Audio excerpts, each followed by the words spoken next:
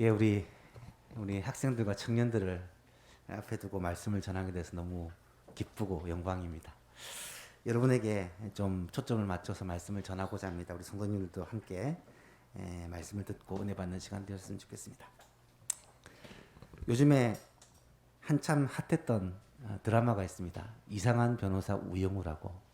저도 드라마를 참 즐겨보지 않았는데 우영우를 열심히 가족들과 함께 봤습니다. 우영우라는 인물이 자폐 스펙트럼을 가진 장애를 가진 사람인데 변호사로서의 역할을 잘 감당한다라는 그런 스토리였고, 이 이야기가 사실은 어, 실제 모델이 있다고 알려졌습니다. 미국의 콜로라도 주립대학 교수였던 템플 그랜딘이라는 세계적인 동물학자가 그 모델이었다고 합니다. 이 사람은 어릴 때부터 자폐 스펙트럼 장애로 모든 의사들이 정상적인 삶을 살지 못할 것이다 라고 했는데, 결국 세계적인 동물학자로 그렇게 지금도 활동을 하고 있다라고 하죠. 우리가 생각할 때 불가능할 것 같은 일들이 실제로 일어나는 경우들이 참 많이 있습니다.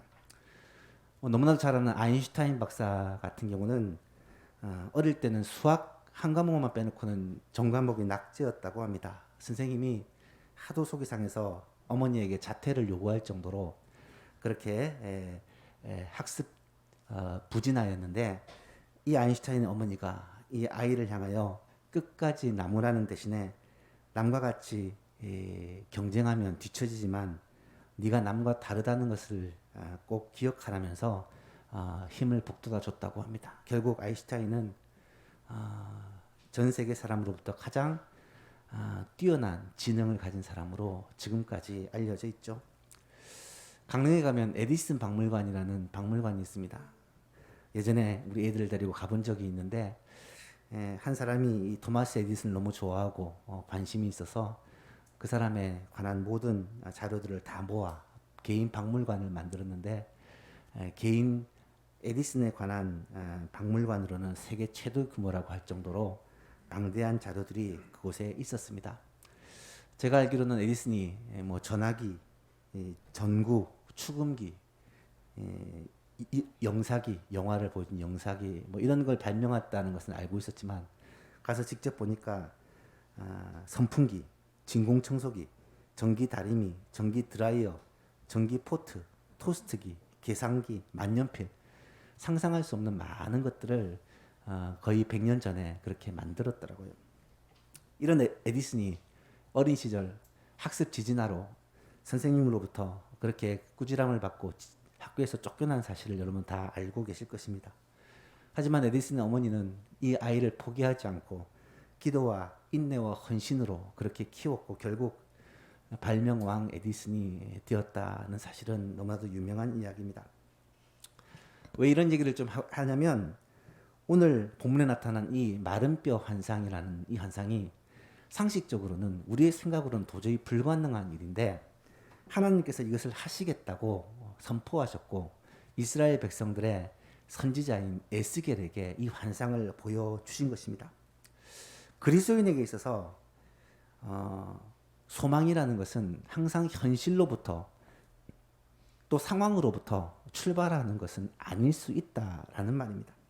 현실이 이렇고 상황이 이래서 우리가 할 수 없는 게 아니라, 현실은 이렇고 상황은 이렇지만 하나님께서 하시면 가능합니다라는 것이 바로 우리 성도의 고백이 되어야 한다는 거예요.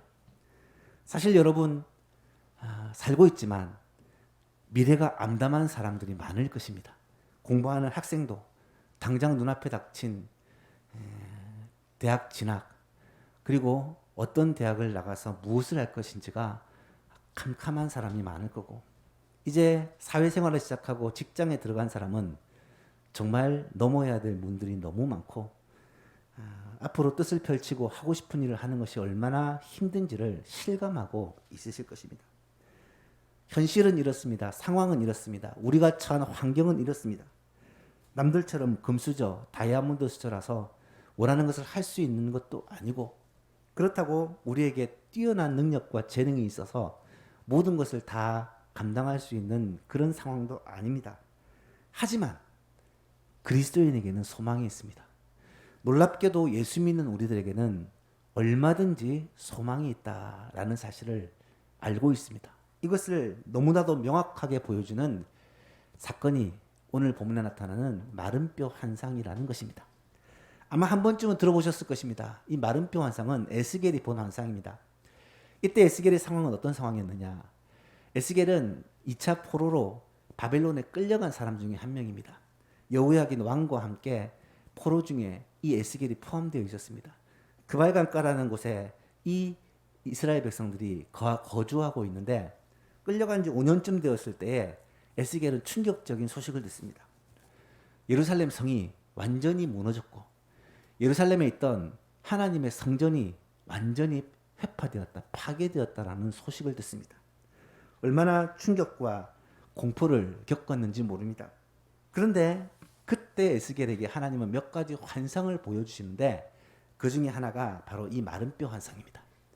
하루는 환상 속에서 하나님이 에스겔을 번쩍 들어가지고 마른 뼈가 가득한 골짜기로 날라서 이동을 합니다. 오늘날 얘기하면 그 드론을 생각하시면 이해가 쉬울 거예요.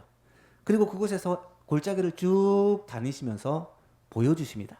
거기에는 뼈들이 가득합니다. 그것도 바싹 말라서 완전히 말라버린 뼈들이 가득한 골짜기입니다. 이때 갑자기 하나님의 음성이 들립니다. 인자야, 이 뼈들이 능히 살 수 있겠느냐?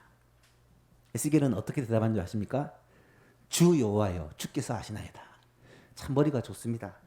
할 수 있습니다 하려니까 너무 불가능할 것 같고 할 수 없습니다 하면 하나님 앞에 송구하고, 그래서 생각해낸 방법이 주 여호와여, 주께서 아시나이다. 이 말은 내가 볼 때는 불가능합니다. 하지만 하나님은 아마도 하실 수 있을 것 같습니다. 어떻게 보면 겸손한 고백이죠. 하나님이 원하시면 이 마른 뼈도 살아날 줄로 믿습니다. 담대하게 대답했으면 좋았겠는데 그거는 좀 안 될 것 같고, 그래서 주께서 아시나이다, 이런 대답을 합니다. 이때 하나님이 에스겔에게 한 번 더 말씀하십니다. 또 내게 이르시되 너는 이 뼈에 대하여, 모든 뼈에 대하여 대언하여 이르기를. 대언이란 말은 말씀을 전하라는 말입니다. 너희 마른 뼈들아, 여호와의 말씀을 들을지어다. 주 여호와께서 이 뼈들에게 이같이 말씀하시기를, 내가 생기를 너희에게 들어가게 하리니 너희가 살아나리라. 너희 위에 힘줄을 두고 살을 입히고 가죽으로 덮고 너희 속에 생기를 넣으리니 너희가 살아나리라. 또 내가 여호와인 줄 너희가 알리라 하셨다 하니. 이 말은 너희가 살아날 것이다, 너희가 살아날 것이다 라고 마른 뼈들을 향해서 하나님의 말씀을 대언하라는 것입니다. 에스겔아, 이 뼈들을 향해서 하나님의 말씀을 외치라는 것입니다. 이 뼈들이 능히 살아나리라고 외치라는 것입니다. 에스겔은 나는 불가능할 것 같고 절대로 될 것 같지 않지만 하나님이 명령하시니까 그렇게 하겠습니다 하고 그 말씀대로 외칩니다. 그랬더니 어떤 일이 벌어집니까?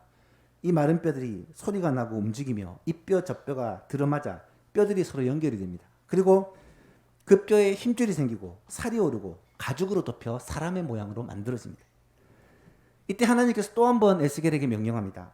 9절에 보니까 또 내게 이르시되 인자야, 너는 생기를 대하여 대언하라. 이번에는 생기를 향하여 하나님의 말씀을 전하라는 것입니다. 생기에게 대언하여 이르기를, 주 여호와께서 이같이 말씀하시기를, 생기야, 사방에서부터 와서 이 죽음을 당한 자에게 불어서 살아나게 하라 하셨다 하라. 이번에는 그렇게 한 사람의 모양으로 된 그 마른 뼈들을 향해서 생기가 불어와서 그 사람에게 드러나 살아나게 하라는 것입니다. 실제로 에스겔이 그 말씀대로 생기를 향하여 명령했더니 어떤 일이 벌어집니까? 생기가 마른 뼈에게 불어서 이 마른 뼈들이 살아나는데 10절에 보니까 그 마른 뼈들이 지극히 큰 군대가 되었다. 생기가 그들에게 들어가며 그들이 곧 살아나서 일어나 서는데 극히 큰 군대더라 라고 말씀하고 있습니다. 그리고 11절에서 14절 말씀은 이 환상의 의미를 하나님이 바로 해석해 줍니다. 또 내게 이르시되 인자야 이 뼈들은 이스라엘 온 족속이다. 이 마른 뼈는 이스라엘을 가르친다는 거예요. 그들이 말하기를 우리의 뼈들은 말랐고 우리는 소망이 없어졌으니 우리는 다 멸절되었다. 여러분 이것은 요즘 많이 쓰는 팩트입니다. 실제로 그렇습니다. 뼈들이 완전히 말라 없어진 것이 이스라엘의 상황입니다. 이스라엘은 나라를 잃었고 포로로 잡혀갔고 성전은 파괴되었고 이스라엘 땅은 폐허가 되고 말았습니다. 그런데 하나님이 말씀하십니다. 그러므로 너는 대언하여 이르기를 주 여호와께서 이같이 말씀하시기를 내 백성들아 내가 너희의 무덤을 열고 너희로 거기에서 나오게 하고 이스라엘 땅으로 들어가게 하리니 죽었는데 무덤을 열고 다시 살아나서 이스라엘 땅으로 돌아가게 하겠다는 것입니다. 내 백성들아 내가 너희의 무덤을 열고 너희로 거기에서 나오게 한즉 그때 너희는 내가 여호와인 줄을 알게 될 것이다. 또 내 영을 하나님의 영 성령을 너희 속에 두어 너희가 살아나게 하고 또 너희를 너희 고국 땅에 두리니 고국 땅은 이스라엘 땅, 가나안 땅, 이 유대 땅을 말합니다. 나 여호와가 이 일을 말하고 이런 줄을 그때서야 너희가 알게 될 것이다. 여호와의 말씀이니라. 이 말씀이 그대로 이루어졌을까요? 예, 물론 그대로 이루어졌습니다. 얼마 지나지 않아 이때로부터 몇십 년 후에 이 말씀이 그대로 이루어졌습니다. 그런데 중요한 것은 이 메시지가 2500년 전에 이스라엘 백성들에게만 주신 메시지가 아니라는 것입니다. 바로 지금 우리에게 특별히 이 앞자리에 앉아 계신 여러분들에게 주신 하나님의 메시지라는 것입니다. 또한 이 혼란한 시대에 한국 교회에 주신 메시지라는 말입니다.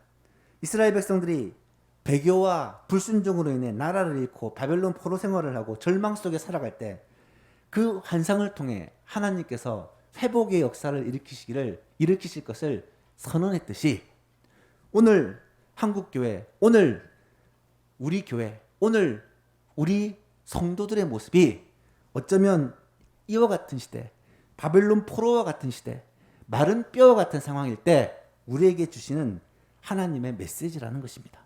여러분, 나 자신을 한번 살펴보십시오. 주를 처음 만났을 때, 주님께서 주신 그 은혜를 누렸을 때, 한참 우리의 마음속에 은혜가 넘쳤을 때 우리의 모습이 지금 어떻습니까?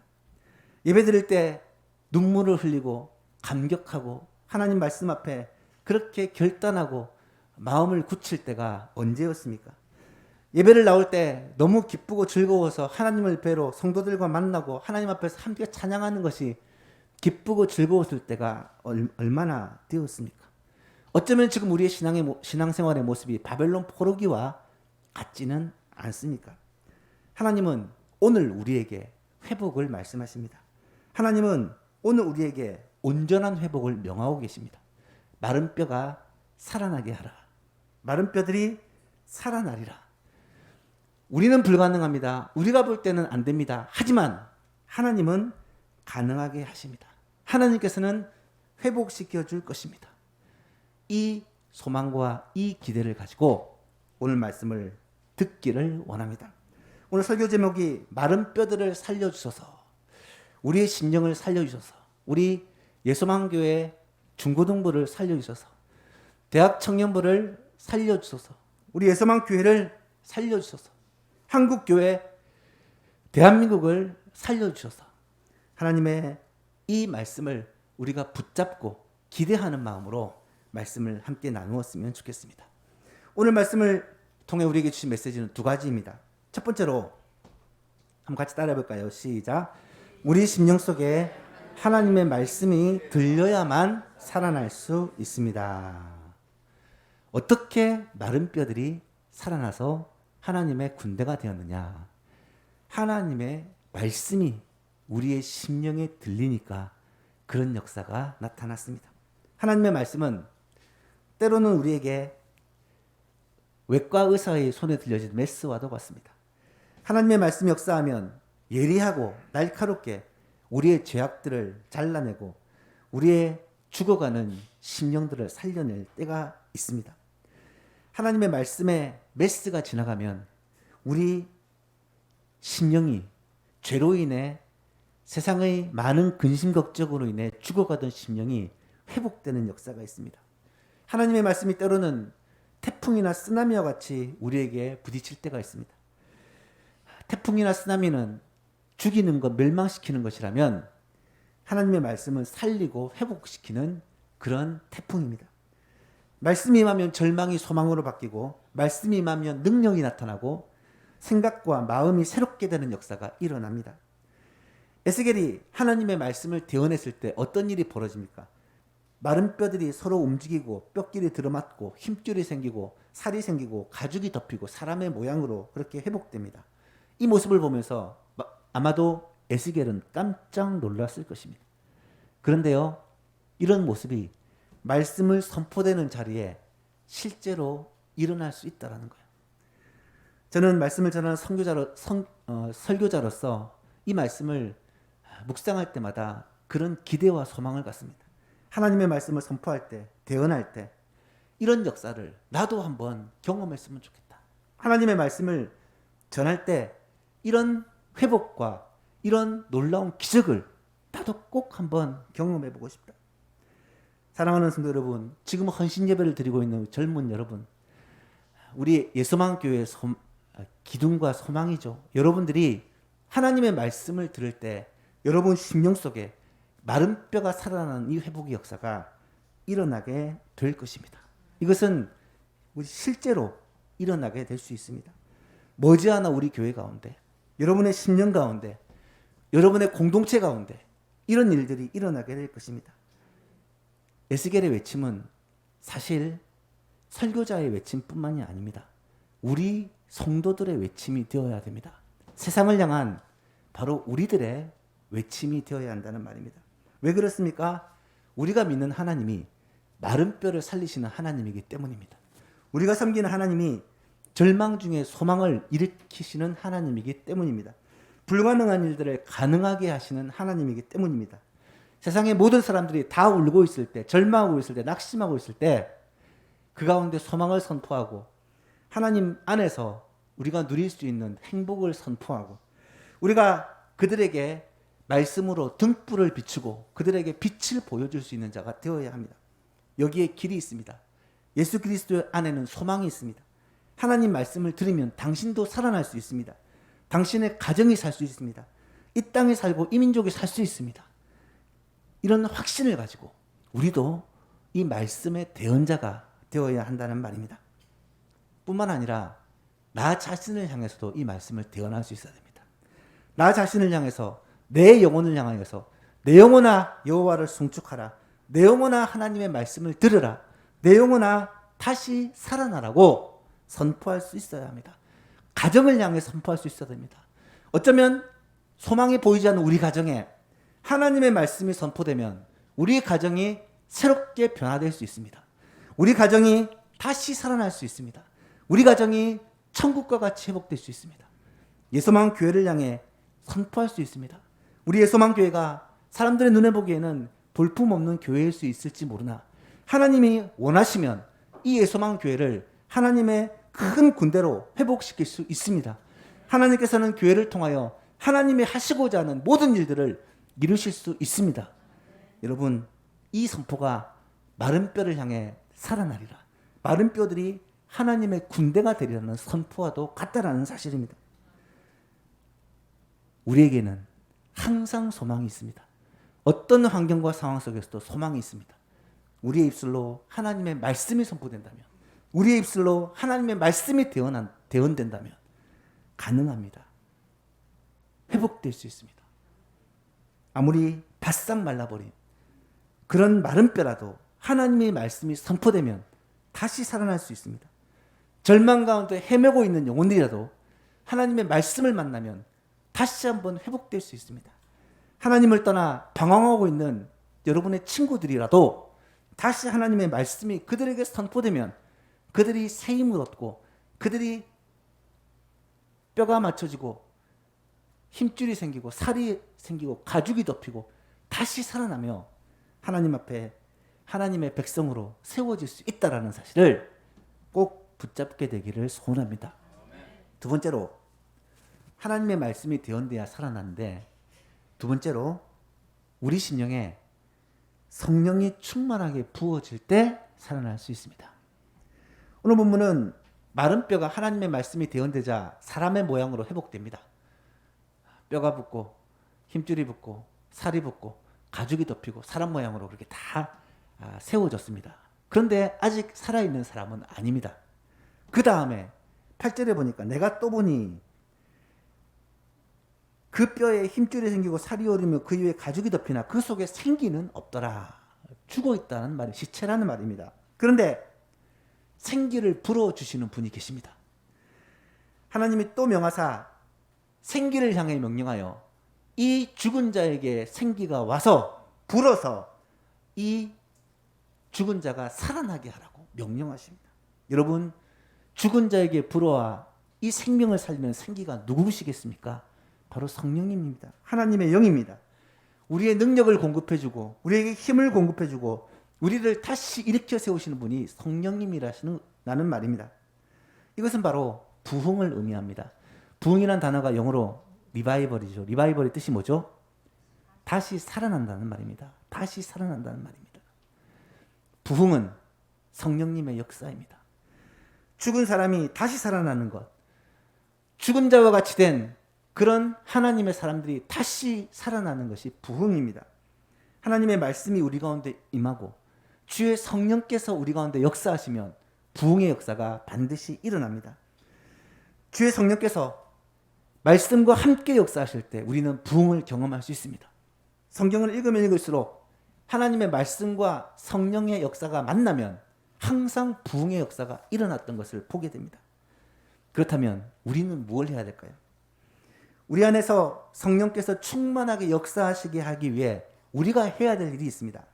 다시 회복하고 다시 일어서겠다는 그러한 결심과 노력을 하면 될까요? 그것만으로는 안 됩니다. 간절함과 애통함을 가지고 하나님 앞에 기도해야 됩니다. 하나님은 우리가 간절히 기도할 때 성령을 부어주시고 부흥의 역사를 일으켜 주십니다. 오늘 본문 바로 앞에 36장에는 이미 이 사실이 약속되어 있습니다. 36장 24절 이하를 보면 내가 너희를 하나님이 이스라엘 백성들에게 하신 말씀입니다. 여러 나라 가운데서 인도하여 내고 여러 민족 가운데서 모아 데리고 고국 땅으로 들어가서 맑은 물을 너희에게 뿌려서 너희로 정결하게 하되 곧 너희 모든 더러운 곳에서와 모든 우상 숭배에서 너희를 정결하게 할 것이며 또 새 영을 성령을 너희 속에 두고 새 마음을 너희에게 주되 너희 육신에서 굳은 마음을 제거하고 부드러운 마음을 줄 것이며 또 내 영을 너희 속에 두어 너희가 내 율례를 행하게 하리니 너희가 내 규례를 지켜 행하게 될 것이다. 내가 너희 조상들에게 준 땅에서 너희가 거주하면서 내 백성이 되고 나는 너희 하나님이 될 것이다.